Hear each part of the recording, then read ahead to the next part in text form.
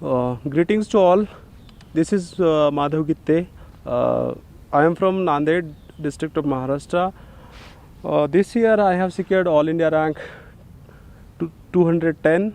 Last year in also I have secured 567 rank, and based on last year rank I got allocated to Indian Audit and Account Service, and currently I am undergoing training at Shimla at National Academy of Audit and Account Service based on last year's result.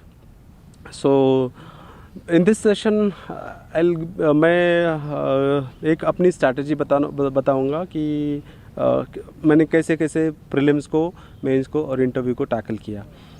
तो basically मेरा education 10th तक vernacular medium से हुआ है, एक गांव में से जो गवर्नमेंट स्कूल से जो भी होता है.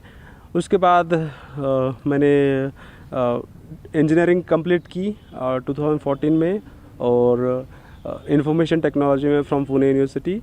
एंड इंजीनियरिंग कंप्लीट करने के बाद I worked for around 3 years as a software engineer in one firm MNC in Pune. उसके बाद 2017 में मैंने रिज़ाइन कर दिया जॉब से, और क्योंकि मेरे को फुल फ्लेज पढ़ाई करनी थी. तो 2017 का अटेम्प्ट दिया, but I couldn't able to clear the prelim because of CSAT, I would say, and because I got more 120 plus marks in GS1 in 2017 attempt. क्योंकि मैं 2017 में जॉब कर रहा था तो मेरे पास थोड़ा टाइम कम था, इसके वजह से आई कुडंट एबल टू, मतलब बॉर्डर पे था मेरा. CSAT 0.33 मार्क्स से मिस हो गया. उसके बाद मैंने 2018 के अटेम्प्ट में अच्छे से प्रिपरेशन करके ठीक, मतलब मेंस का वगैरह ऑप्शनल का, बिकॉज 2017 में तो कुछ ज़्यादा यही नहीं था, तो मतलब ऑप्शनल का प्रिपरेशन वगैरह वगैरह. तो 2018 अटेम्प्ट में मैंने अच्छे से पढ़ाई की, और मतलब दिल्ली में आके शुभ्रा रंजन मैम से क्लास लिया ऑप्शनल के लिए, और GS को सेल्फ स्टडी किया. दिल्ली में इसलिए आया था मैं क्योंकि मेरे को लगा कि ऑप्शनल का कोचिंग मतलब ठीक ठाक मिलेगा, क्योंकि मैं टेक्निकल बैकग्राउंड से हूँ, तो मुझे ह्यूमैनिटीज़ का ज़्यादा कुछ समझता नहीं था, और मेरे को लगता था कि खुद सेल्फ स्टडी से होगा नहीं, क्योंकि मेरे पास ऑलरेडी मतलब टाइम कम है. तो इसलिए मैंने फिर 2018 अटेम्प्ट में अच्छे से प्रीलिम का MCQ वगैरह सॉल्व करना ये करके 18 अटेम्प्ट में मैं प्रीलिम्स क्वालिफाई हुआ, मेंस क्वालिफाई हुआ, इंटरव्यू भी मतलब फाइनल क्वालिफाई होके 567 रैंक मिली 2018 के में 18 के अटेम्प्ट में. बट लग रहा था कि सर्विस अपने चॉइस की नहीं मिलेगी, जो IAS मेरा ड्रीम था और है. तो इसलिए मैंने फिर दोबारा लिखी 2019 अटेम्प्ट. उसमें मैंने काफ़ी सारे इम्प्रूवमेंट किए जो भी पिछले मेंस में या इंटरव्यू में. तो इस बार मेरे को 210 रैंक मिली. तो hopefully I am hopeful that this year I will get into IAS. तो मैं अब मेरी strategy prelims, mains and interview के बारे में बताऊंगा एक शॉर्ट में. देखिए प्रीलिम्स कैसा है. प्रीलिम्स को आपको काफ़ी सारी चीज़ें, काफ़ी सारे टॉपर्स बोलते हैं, जैसे सारे लोग बोलते हैं कि प्रीलिम्स को ज़्यादा MCQ सॉल्व करना चाहिए, ज़्यादा पेपर सॉल्व करना चाहिए, ज़्यादा प्रैक्टिस करनी चाहिए. तो मैं वही मानता हूँ, और वही उस पे ही मैं बिलीव करता हूँ. जितनी ज़्यादा प्रैक्टिस की MCQ की आप करेंगे उतना ज़्यादा बेहतर रहेगा. तो प्रीलिम्स के लिए बेसिक बुक्स तो सभी को पता है, सभी मतलब वेबसाइट्स पे प्रीलिम्स के बारे में इंफॉर्मेशन पड़ी हुई है कि क्या पढ़ना चाहिए, क्या नहीं पढ़ना चाहिए. तो फिर भी मैं जस्ट ब्रीफ बताऊंगा कि जैसे पॉलिटी है तो M लक्ष्मीकांत अच्छे से पढ़िए, उसको 10 बार 15 बार 20 बार रिवाइज़ करिए, बार बार कुछ भूल जा रहे हो तो. क्योंकि स्पेक्ट्रम जो मॉडर्न के लिए राजीव अहिर सर की स्पेक्ट्रम बुक है, उसको अच्छे से पढ़िए. NCERTs बेसिक जो जियोग्राफी की 11th and 12th NCERTs geography के लिए वो पढ़िए अच्छे से. उसके बाद हिस्ट्री के लिए, एंशिएंट एंड मिडावल के लिए मैंने NCERTs पढ़ी थी, जो पुरानी NCERTs है. एंड तमिलनाडु हिस्ट्री बुक्स भी अच्छे हैं मिडावल एंड एंशिएंट के लिए. तो ये अच्छे से करिए. उसके बाद एनवायरनमेंट के लिए जैसे शंकर IAS की बुक आती है, वो भी काफ़ी हद तक अच्छे है. एंड करंट अफेयर इकोनॉमी के लिए NCERTs देखिए. मैंने श्रीराम IAS के नोट्स फॉलो किए थे, दे वर वेरी गुड. एंड उसके बाद इसके लिए करंट अफेयर्स के लिए कौन सा भी मैगज़ीन पढ़िए, मतलब डेली करंट अफेयर्स आते हैं। I use to read Insights on India daily current affairs, और उसके बाद मैं आखिरी में मैगज़ीन पढ़ता था इसका विजन का, तो वो कंसोलिडेटेड फॉर्म में रहता था। और एमसीक्यू का प्रैक्टिस डेली कीजिए। जो इनसाइट्स ऑन इंडिया में एमसीक्यूज आते थे, I use to solve that RTM revision through MCQ. Then daily current affairs quiz 5 marks का 5 क्वेश्चंस होते हैं। उसके बाद स्टैटिक क्विज होता है 5 क्वेश्चंस का, वो डेली कीजिएगा तो वो करंट अफेयर्स जो भी स्टैटिक पार्ट ये वो सारी चीज़ें कवर हो जाएगी और अच्छे से आप मतलब पेसअप कर पाओगे पढ़ाई में। उसके बाद जो वीकली टेस्ट सीरीज, मतलब टेस्ट सीरीज ज्वाइन कीजिए। कोई भी मतलब इंस्टीट्यूट की टेस्ट सीरीज़ भी ज्वाइन नहीं किया, कोई प्रॉब्लम नहीं, पैसे की प्रॉब्लम है तो आप मार्केट में फ्री में टेस्ट सीरीज़ मिलती है बहुत सारे वेब पोर्टल्स पे, वहाँ से भी डाउनलोड करके सॉल्व कर सकते हैं। या मार्केट में 20 रुपये को एक टेस्ट सीरीज़ कॉपी मिलती है विद सॉल्व, तो वो भी खरीद सकते हो, या जेरोक्स ले सकते हो फोटो कॉपी, तो वो कीजिए। और डेली मैं तो बोलता हूँ हर 8 दिन के बाद टेस्ट सीरीज सॉल्व कीजिए जी प्रीलिम्स के लिए, और प्रैक्टिस कीजिए। उसके बाद जब अब अराउंड 40 डेज़ भी नहीं है, 35 डेज़ समथिंग प्रीलिम्स है, तो मैं बोलूँगा ज़्यादा से ज़्यादा रिवीजन पे फोकस कीजिए, और रिवीजन पे फोकस करके और टेस्ट सीरीज़ भी, मतलब जो लास्ट ईयर के प्रीवियस ईयर्स के क्वेश्चन पेपर्स है यूपीएससी ने जो पूछे 7-8 साल से, तो वो सारे क्वेश्चंस की प्रैक्टिस कीजिए अच्छे से, और उसको मतलब दोबारा देखिए कि क्या क्वेश्चन ऐसे आ सकते हैं या ऐसे आ सकते हैं। तो करंट अफेयर्स पे भी काफ़ी फोकस कीजिए। तो मतलब प्रीलिम्स जस्ट और कॉन्फिडेंट रहिए, ये इंपॉर्टेंट बात है। It's a very psychological game. I mean अगर कैसे आप वो 2 घंटे में कितना कॉन्फिडेंट हो, और 2 घंटे के एग्ज़ाम में कितना आप कॉन्फिडेंटली कर पा रहे हो, मतलब क्वेश्चंस, तो उस पे इम्पॉर्टेंट है। क्योंकि पढ़ तो सारे लोग जाते हैं काफ़ी, मतलब अराउंड मैं तो बोलता हूँ एटलीस्ट 10% जितने लोग लिख रहे हैं उससे तो उतने तो लोग सीरियसली पढ़ाई करते हैं सालों साल। तो यही बोलता हूँ मैं कि ज़्यादा मतलब कॉन्फिडेंस रखिए अपने में प्रीलिम्स के लिए, और अच्छे से आपने पढ़ाया है तो उस पर बिलीव रखिए, और वो प्रीलिम्स हो जाएगा। ज़्यादा कुछ टेंशन लेने की ज़रूरत नहीं है। और आपने इतना प्रैक्टिस किया, इतना पढ़ाई की है अच्छे से, तो हो जाएगा प्रीलिम्स। और एक बात बताऊंगा सीसैट के लिए, please don't ignore the CSAT. Because of CSAT I couldn't able to qualify 2017 prelim, तो और वो भी मेरा 0.33 मार्क्स से छूट गया और सीसैट, तो मेरे को काफ़ी हद तक बुरा लगा क्योंकि मैंने जॉब छोड़ी थी और मेरा प्रीलिम क्लियर नहीं हुआ, तो मैं that was a shocker for me. तो सीसैट के भी जो प्रीवियस यूपीएससी के पेपर्स आते हैं पास्ट ईयर्स के, तो वो 3-4-5 पेपर सॉल्व कीजिएगा। और जहाँ पे भी प्रॉब्लम्स है, जैसे कि नॉन टेक्निकल, मतलब जो नॉन मैथमेटिकल बैकग्राउंड के स्टूडेंट्स हैं, तो उनके लिए बताऊंगा कि आप प्रैक्टिस कीजिए। जो बेसिक सम्स की एक बुक आती है अरिहंत की, उस बुक को रेफ़र कीजिएगा। और you can practice some comprehension question, some mathematical question. Basic आते हैं, इतना ज़्यादा भी टफ नहीं आता है, but still you can't ignore that. और ऐसे लाइटली मत लीजिए कि हो जाएगा ये तो आसान, क्योंकि अभी सीसैट का पेपर भी थोड़ा टफ़र लेवल पे आ रहा है 2-3 साल से, तो उसका प्रैक्टिस कीजिएगा तो वो हो जाएगा।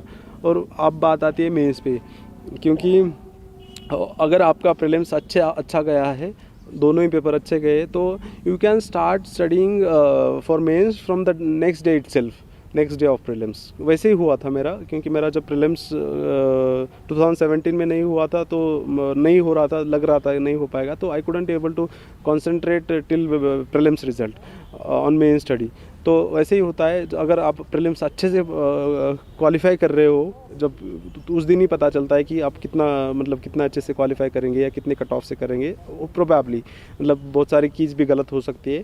सो फिर भी अगर आप अच्छे से क्वालिफाई कर रहे हो, तो आपको you will be very confident about mains. So you will start preparing for the mains from the next day itself.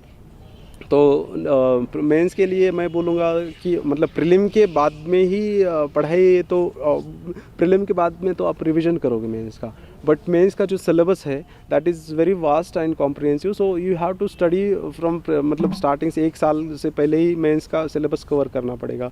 कि मतलब जैसे जीएस पेपर 1 है, पेपर 2 है, या पेपर 3 है, पेपर 4 है, पेपर एंड प्लस ऑप्शनल। तो ऑप्शनल आपके जो भी आपका ऑप्शनल है उस ऑप्शनल को आप अच्छे से हैंडल कीजिए और अच्छे से पढ़ाई कीजिए। और मैं GS 1 1 2 3 4 पेपर के बारे में यहाँ पे बताना चाहूँगा। तो मैंने पढ़ाई ऐसे स्टार्ट की थी क्योंकि मैंने सेल्फ स्टडी की है GS के लिए। तो मेरे को ज़्यादा कुछ पता नहीं था, सोर्सेस तो पता थे बट नोट्स ये होते but still I followed the syllabus of UPSC। और हर सिलेबस के पॉइंट्स पे क्या क्या बुक्स है, स्टैंडर्ड बुक्स, और तो उस बुक्स मैंने वो बुक्स को रेफ़र किए। और for example I will go paper by paper. For paper 1 जैसे ये होता है, मैंने वर्ल्ड हिस्ट्री भी पढ़ी है नॉर्मल लॉ से। अब काफ़ी लोग वर्ल्ड हिस्ट्री नहीं पढ़ते, मैं नॉर्मल लॉ से भी पढ़ी है थोड़ा बहुत, और थोड़ा बहुत जो NCERT ओल्ड NCERT है वहाँ से भी पढ़ी है एज ए स्टोरी कि हाँ क्या ऐसे ऐसे हुआ था वगैरह वगैरह। मृणाल सर के वीडियोस भी आते हैं वर्ल्ड हिस्ट्री पे, वो भी काफ़ी हद तक अच्छे हैं अगर पढ़ना है तो। Many people ignore world history. अब ठीक है, जिनके पास टाइम नहीं है तो वो तो छोड़ सकते हैं, बट जिनके पास टाइम है वो तो प्लीज़ मत छोड़िएगा, क्योंकि वर्ल्ड हिस्ट्री पे भी कभी कभी क्वेश्चंस आते हैं। तो मतलब you should not be living any part of syllabus. तो वर्ल्ड हिस्ट्री के लिए मैंने जैसे बोला NCERT, नॉर्मल लॉ और मृणाल सर के थोड़े बहुत वीडियो देख लिए। एंड फिर जो इसका है मॉडर्न हिस्ट्री, मतलब हिस्ट्री का पार्ट है, तो उसके लिए तो स्पेक्ट्रम तो ठीक है, बाकी फ्रीडम मूवमेंट वगैरह वगैरह आप जब पेपर प्रीलिम्स की पढ़ाई करते हो तो वो थोड़ा बहुत कवर हो जाता है। बट आंसर राइटिंग से, मेंस के पर्सपेक्टिव से जब पढ़ोगे तब वो भी कवर हो जाएगा। तो उसके बाद आता है सोसाइटी का पार्ट। सोसाइटी में मैं तो बोलूँगा एक 11th या 12th की एक NCERT है, वो भी काफ़ी हद तक अच्छी है। और मैंने विजन का जो स्टडी मटेरियल है, मतलब वैल्यू एडेड मटेरियल, वो रेफ़र किया था सोसाइटी के लिए, वो भी काफ़ी अच्छा है, वो आप देख लीजिएगा।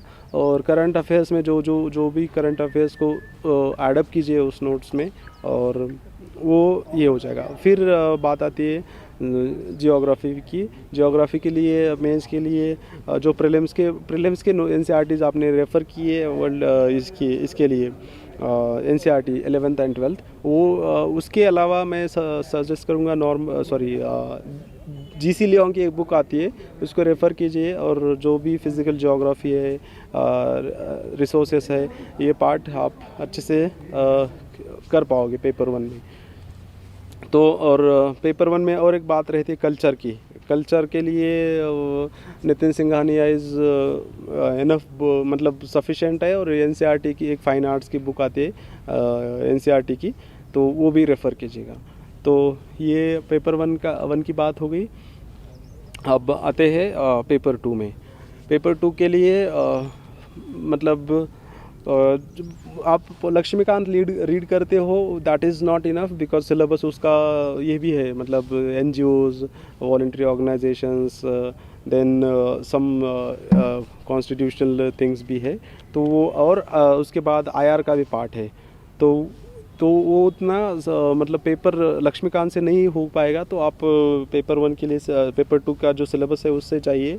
और सिलेबस में लक्ष्मीकांत, देन DD बसु थोड़ा रेफ़र कीजिए। उसके बाद सुप्रीम कोर्ट के जजमेंट्स, जैसे कि गवर्नर पे रघुकुल तिलक केस है, या सरकारी कमीशन के रिकमेंडेशंस है, देन NCRWC के रिकमेंडेशंस है, देन RTI का पार्ट है। RTI इसमें सिटीज़न चार्टर RTI इसमें है, कवर किया हुआ है अच्छे से। सेकेंड ERC में अगर टाइम हो तो सेकेंड ERC पढ़ लीजिएगा, मैंने पढ़ा था सेकेंड ERC अच्छे से, तो मेरे को उसका हेल्प हो गया। और IR के पार्ट में तो मेरा ऑप्शनल था पॉलिटिकल साइंस, तो मेरे को ज़्यादा कुछ मेहनत लेनी नहीं पड़ी। बट स्टिल IR के पार्ट के लिए आप मतलब कौन सा भी, मतलब स्टैंडर्ड न्यूज़पेपर रीड कीजिए, एक्सप्रेस या हिंदू, तो वो IR के जो आर्टिकल्स आते हैं वो भी अपडेटेड हो जाओगे और उससे कवर हो जाएगा IR।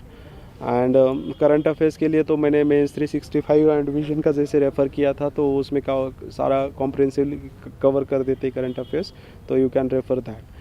उसके बाद बात आती है पेपर 3 की। पेपर 3 में जैसे इकोनॉमी का पार्ट है, तो दैट विल मतलब क्रॉपिंग पैटर्न्स, उसके बाद कुछ बाकी और भी चीज़ें हैं इकोनॉमी के रिलेटेड, एग्रीकल्चर से रिलेटेड। तो economic survey I would suggest strongly, that will help very very very. Because economic survey में जो डेटा होता है, जो फैक्ट्स होते हैं, जो फिगर्स होते हैं, will able to quote in your answers. और उसके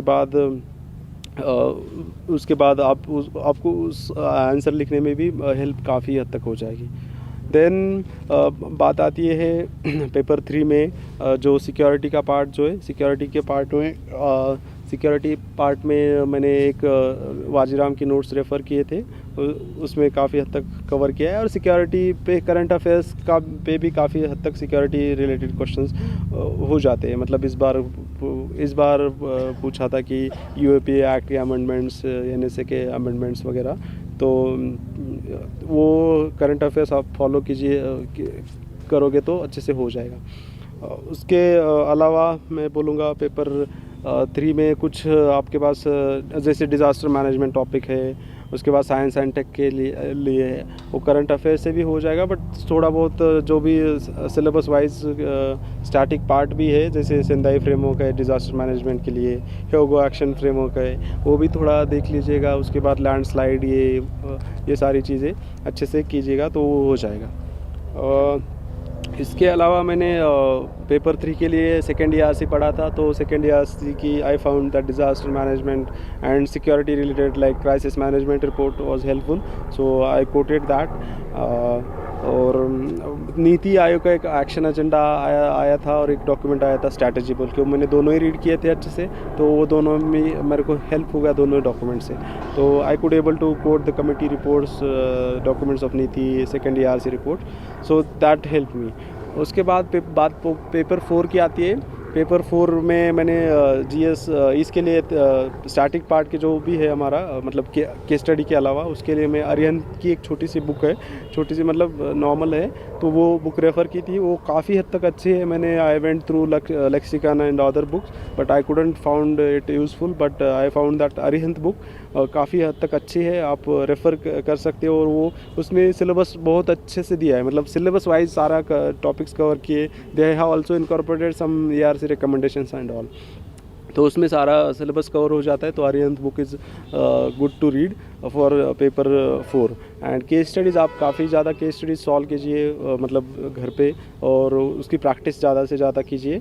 तो उसकी प्रैक्टिस करने के बाद आपको थोड़ा पता चल जाएगा। Then try to quote good examples, real life examples होते हैं आपके खुद के, तो उसके स्टडीज़ में या आंसर्स में।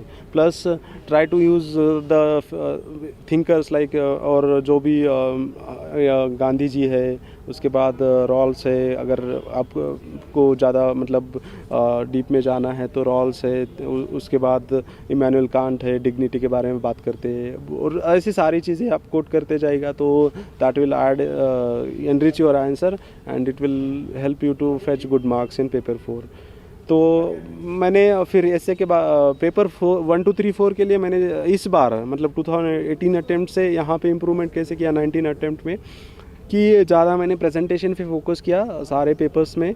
और प्रेजेंटेशन प्लस जो भी कंटेंट है, quality content, I use to write quality content plus completing the paper on time in a good manner, decent manner. तो ये सारी चीज़ें मैंने एडअप की। और मतलब जो क्वेश्चन पूछा है, मैंने डेफिनेशन लिखता था पहले कि क्या पूछा है, उसका क्या बेसिक डेफिनेशन लिखो, उसके बाद में उसके बारे में आंसर्स स्टार्ट करो। और I use to conclude based on जो ऑप्टिमिस्टिक है कंक्लूजन, वैसे तरीके से।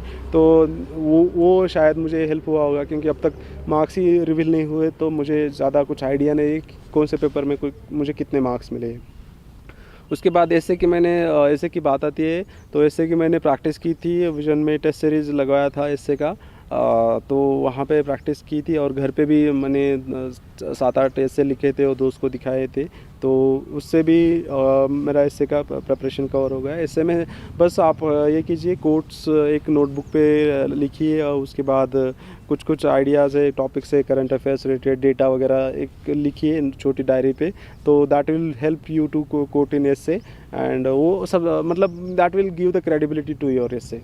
उसके बाद ऐसे मतलब आसान है, बस प्रैक्टिस कीजिए और थोड़ा सा सब्सटैंशिएट करने की कोशिश कीजिए डेटा से, फैक्ट से। एंड कुछ एग्जांपल्स होंगे ऐसे में तो भी कोट कीजिए, जैसे कि मतलब कुछ भी एग्जांपल हो, एक कुछ इंसिडेंट्स हो, एनेक्डोट हो, ऐसे वाले। तो उस तरीके से आपका ऐसे का प्रिपरेशन हो जाएगा। फाइनली बात आती है इंटरव्यू की प्रिपरेशन। आई वुड सजेस्ट कि जितना आप डैफ पे बेसिस है, डैफ पे पूरा गो थ्रू कीजिए।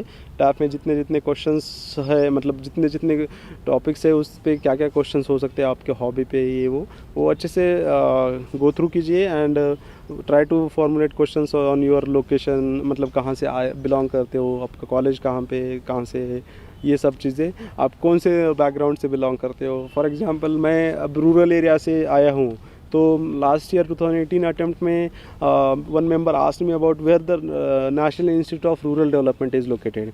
तो ऐसे क्वेश्चन, मतलब आपकी कंटेक्स्ट से रिलेटेड ही क्वेश्चंस पूछेंगे।